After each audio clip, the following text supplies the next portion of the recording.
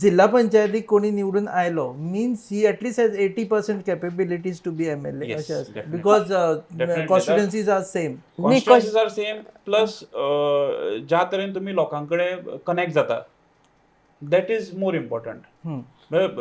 You are elected among half of the constituency. From half of the constituency. I think more than half 80%. Yeah, more than half. You can say that.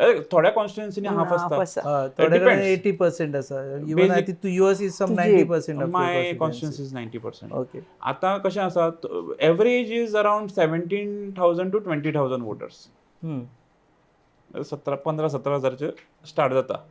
So आतां डिलिमिटेशनान कितें जालां म्हाका खबर ना. I have to C कशें कितें ताणें सो डिलिमिट. दे हॅव तू कितें आन्सर दिता?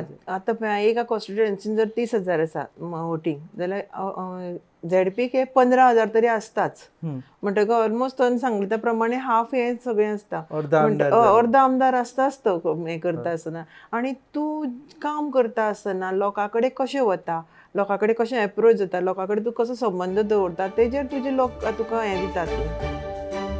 तुम्ही पळयतात GNH.